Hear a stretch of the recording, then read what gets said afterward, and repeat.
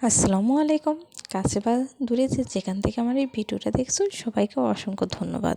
আমি সীমা ঢাকা থেকে আজকে নতুন একটা ব্লগ শুরু করছি তোমাদের সাথে। শরীরটা ভীষণ অসুস্থ, তাই আর রুটি বানাতে ইচ্ছে করছিল না। পরপর 3 দিন যাবৎ সকালের নাস্তায় খিচুড়ি খাওয়া হচ্ছে। আমরা মেয়েরা অসুস্থ হই, যাই হই, খাবারটা কিন্তু আমাদের রান্না করতেই হবে, রান্নাঘরেও যেতে হয়। দেখা যায় সকালে হাজব্যান্ডের অফিস থাকে, তারা বাচ্চাটাকে কী খাওয়াবো সবগুলো টেনশন এই ছোটো একটা মাথায়।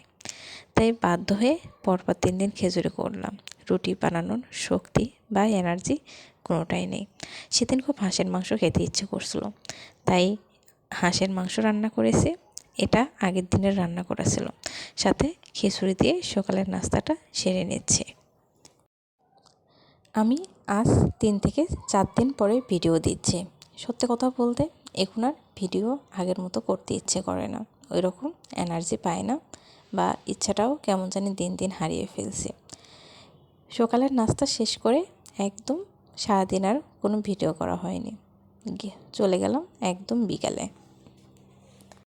বাজারে ওই রকম খাঁটি খেজুরের গুড় পাওয়া যায় না, তাই কিছুদিন আগে অনলাইনে খেজুরের গুড়ের অর্ডার দিয়েছিলাম। তাই ভাবলাম বাজার থেকে কিছু চিতই পিঠা কিনে নিয়ে এসে খেজুরের রসে ভেজাবো, যাকে বলে দুধ চিতই পিঠা। আর দুধ চিতই পিঠাটা আমার বাসায় এসে এভাবে করা হয়নি, কিন্তু পিঠাটা ওইভাবে ফুলেছিল ঠিক আছে, কিন্তু পিঠাটা ভালোভাবে ভেজেনি, আর ওই রকম ছিদ্রটাও হয়নি। তারপরও বাসায় এসে ভাবলাম যেহেতু খেজুরের গুড়টা জাল দিয়ে এভাবে রস করে রেখেছি, পিঠাগুলো ভিজিয়ে ফেলি। পিঠাটা যেহেতু রসেই ভিজাবো, তারপরও মামাকে বললাম যে 2-3 রকমের ভর্তাটা দিতে। আমি 2 রকম ভর্তা নিয়েছিলাম। আল্লাহ গো আল্লাহ, এত পরিমাণ ঝাল!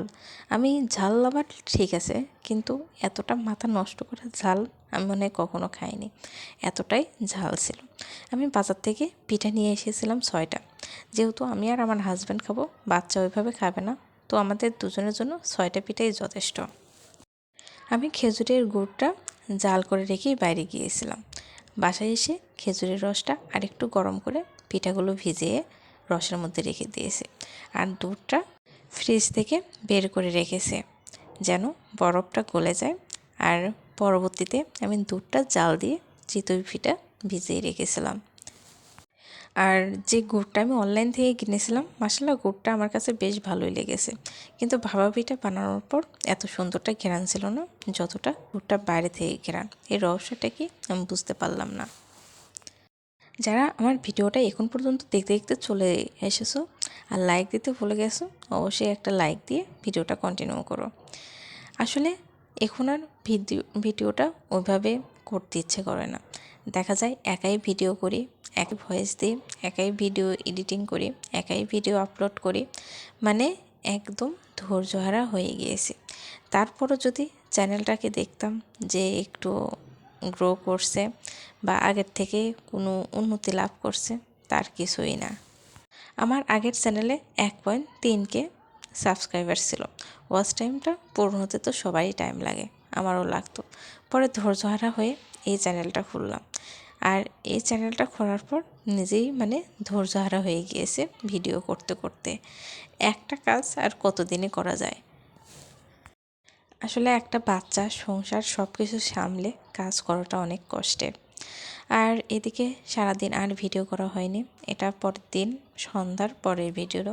আমি হসপিটালে এসে ঘন্টার পর ঘন্টা বসে আছি, এদিকে ডাক্তার মশাইয়ের কোনো খবর নেই। আমাদের যেতে বলেছিল 4:30টায়, আমরা জাস্ট টাইমে গিয়েছি, কিন্তু ডাক্তার এসেছে 6টার দিকে। তো ডাক্তারের চেম্বারে গিয়ে বসে থাকতে থাকতে হয়রান। এদিকে আমার ছেলেটাও বিরক্ত হয়ে গেছে, সে শুধু বলছে আম্মু বাসায় চলো, আমরা বাসায় চলে যাব। আমার ছেলেটা সারাদিন ঘুরতে পছন্দ করে, বাড়িতে যাওয়ার কথা বলে না, কিন্তু সে সন্ধ্যার পর একদমই বাইরে থাকতে চায় না। সে চায় সন্ধ্যার পর বাসার মধ্যে থাকতে, আর বাসাতেই সন্ধ্যার পর সে কমফোর্ট ফিল করে। এখন ডাক্তার না আসলে তো আর ওইভাবে বেরো হতে পারছি না। এই তো সেদিনের আর কোনো ভিডিও নেওয়া হয়নি। এটা আবার পরের দিন বিকেলের ভিডিও। মনে হলো একটু ভাপা পিঠা করি, যেহেতু অনলাইন থেকে খাঁটি খেজুর গুড় নিয়েছি, সেটার ব্যবহারটা করা হয়নি, তাই ভাবলাম ভাপা পিঠাটা করিয়ে নেই।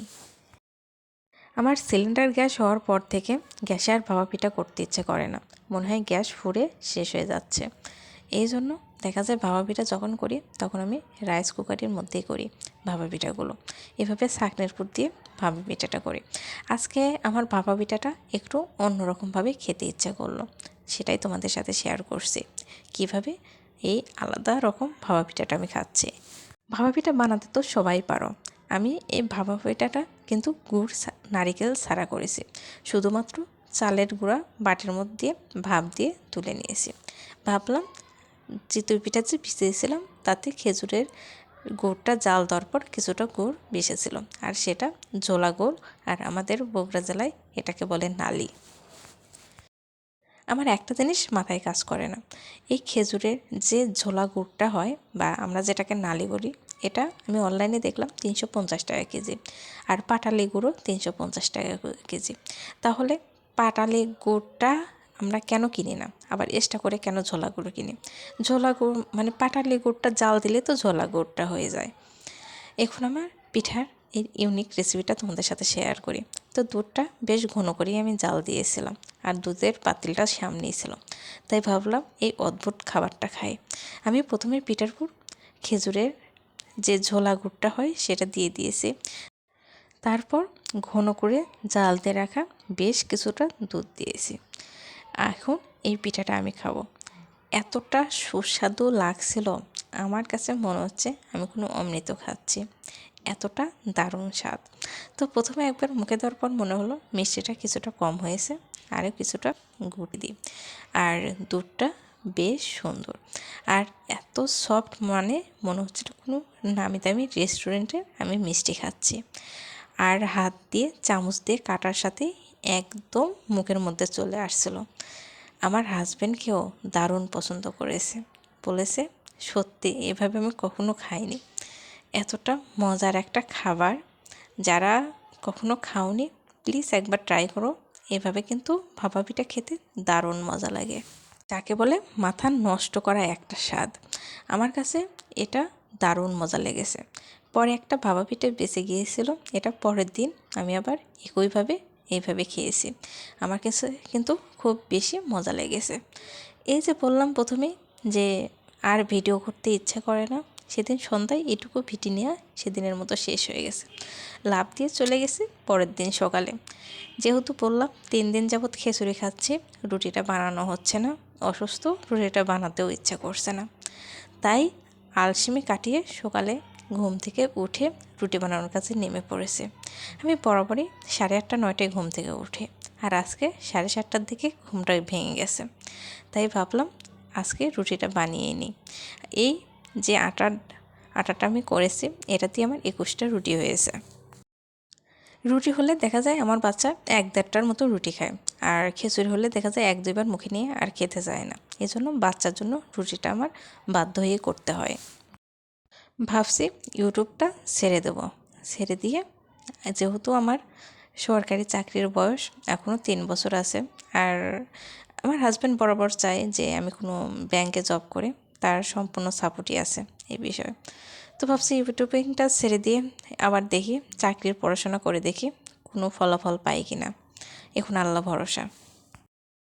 আমার এই আজকের ব্লগটা যদি তোমাদের কাছে ভালো লাগে অবশ্যই লাইক কমেন্ট অ্যান্ড শেয়ার করো, সেই সাথে আমার চ্যানেলটা অবশ্যই সাবস্ক্রাইব করো। আজকের মতো বিদায় নিচ্ছি, আল্লাহ হাফেজ। পরবর্তী ভিডিও দেখার আমন্ত্রণ রইল।